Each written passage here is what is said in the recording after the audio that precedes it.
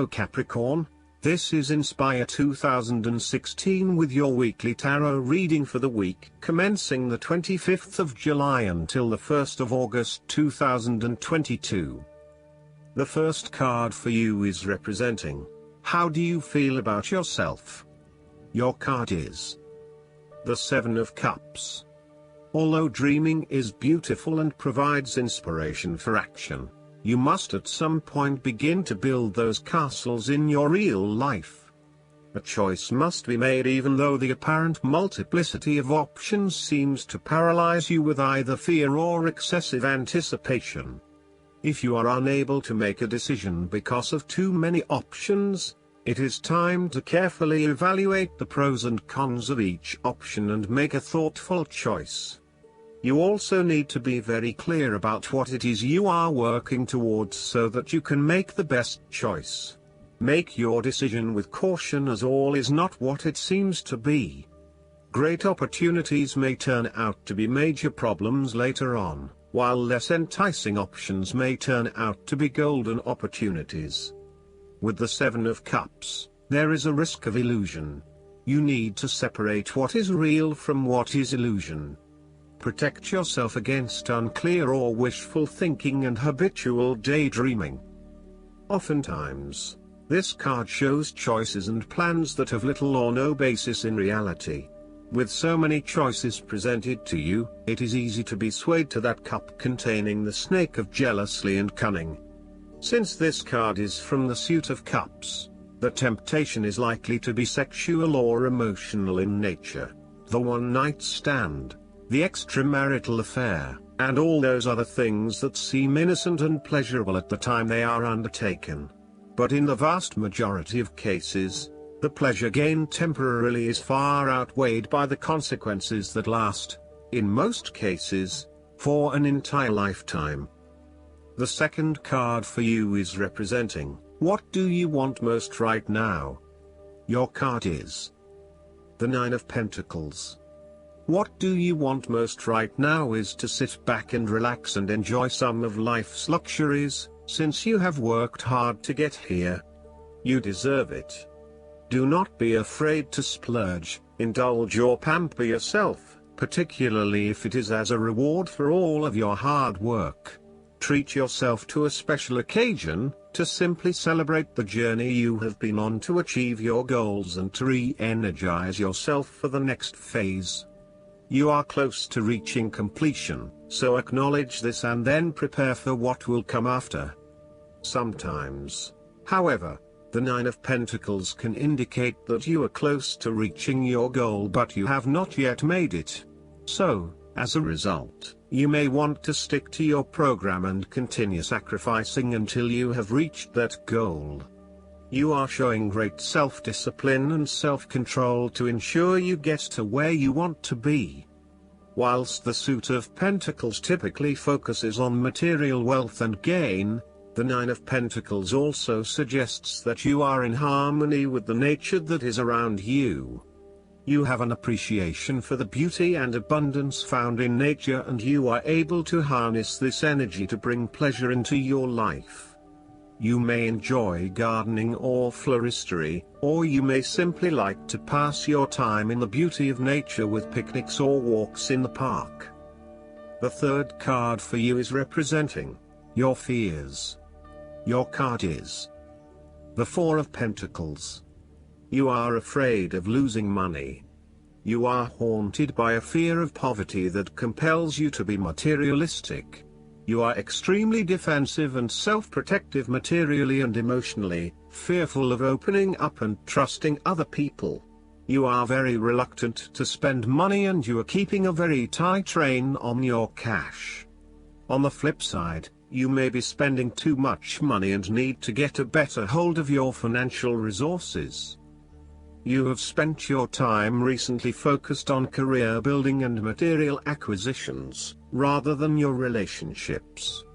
This approach to life has been quite successful financially but is very limiting when it comes to connecting authentically with others.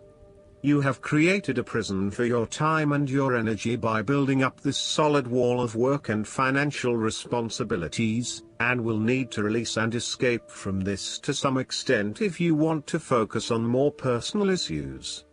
The important thing to realize is that success in your career is beneficial, but only to a point. You may need to examine your life and determine what you can give up, particularly in terms of effort and time put towards work and other similar activities, so that you can have more energy available for developing personal relationships. The Four of Pentacles asks you to loosen your hold on your need for security and stability and step outside your comfort zone. While it will feel a bit shaky at the start, this is an important step in your personal development.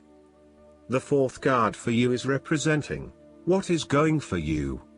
Your card is the Six of Pentacles. If you are the wealthy man, then you have accumulated great wealth and are now in a position where you can offer financial assistance to those in need.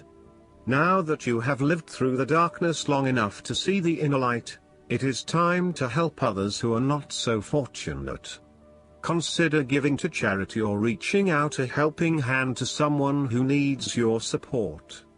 The generosity of the Six does not limit itself to money and material things.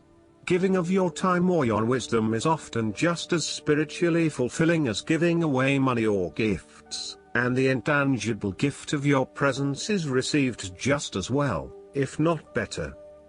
You may also be inclined to make a loan to someone, on the premise that they will eventually pay you back once they are back on their feet. This is a loan built on trust and good faith, knowing that if you give something away, it will come back to you. Remember, though, that this is more about a short-term fix and not a sustainable solution towards self-sufficiency.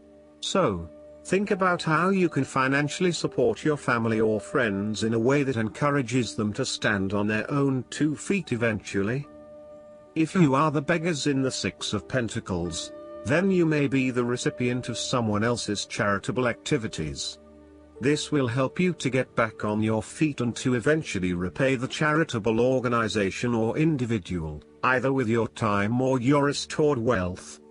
You will also need to identify ways in which you can become more self-sufficient in the long run.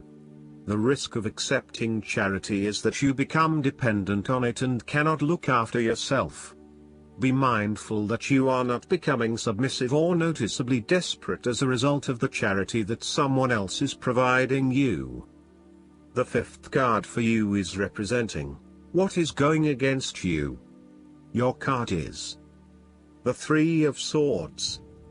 You have recently gone through a difficult patch where perhaps a relationship has ended or has experienced challenging times, a loved one has passed, or you felt hurt from a situation that affected you deeply. Thankfully, this time has passed and you are on the path to recovery, realizing that with behind every cloud is a silver lining and there are indeed other things in your life which you can feel happy about.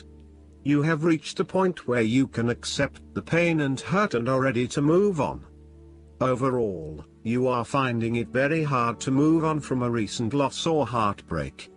This card suggests that inside you are still suffering emotionally from a previous loss and need to go through an emotional purging process to allow yourself freedom from your past. You are doing your best to leave this behind and make a new life, but it is still a long journey ahead. Be careful that you are not getting stuck in the moment of grief, and instead you are focused on leaving behind your past and embracing new opportunities. It is always hard to bear the pain of separation or understand why you have been inflicted with such sorrow. Learn to accept your situation so that the healing process will not become blocked. Allow yourself to experience the pain, give yourself the right to grieve and release the heartache. Let it go, and then, once the upset, pain and tears have gone, open the door to new experiences. If you are experiencing challenges in your relationships, the Three of Swords serves as a reminder to be the peacemaker. Never be afraid to say you are sorry. Always think before you speak so that you will not later regret what you have said. The last card for you is representing the likely outcome that you may have. Your card is the Two of Pentacles. You have to find balance between opposing desires and interests in your current relationship. Life will always be uncertain, yet if you can produce balance and harmony among all the demands upon you, you will ultimately live happily and in prosperity. Thus, the Two of Pentacles serves as a reminder to remain alert, agile and patient as you attempt to juggle your family, your friends, work, finances, health and new challenges. You need to be very clear on your priorities and where you want to invest your time and energy.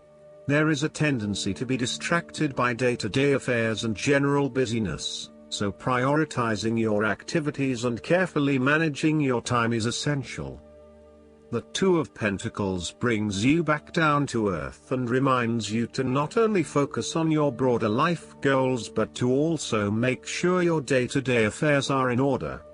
This is a card of good time management and financial management, ensuring that your bills are paid on time, that you keep a record of all your appointments and daily commitments, etc. It may sound tedious having to focus your attention on these more mundane issues, but this card reminds you that sometimes getting on top of your daily affairs is as important as pursuing your broader life goals.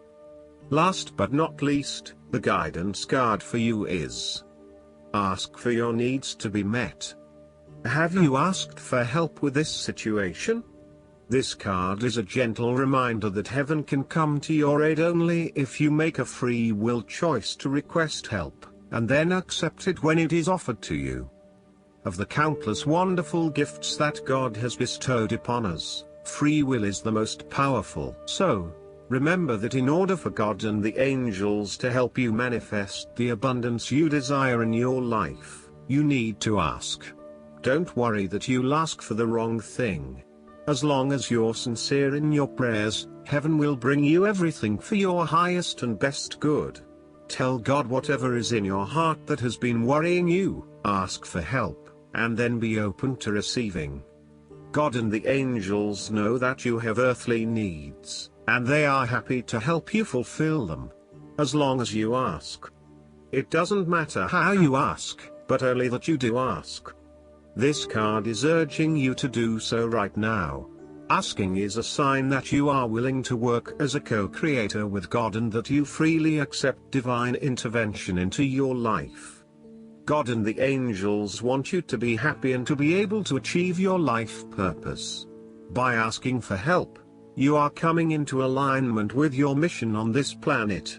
I hope that you enjoy everything, and if you like the reading, just please click subscribe and you will get instant notifications every time we publish a new video right to your YouTube. Thanks.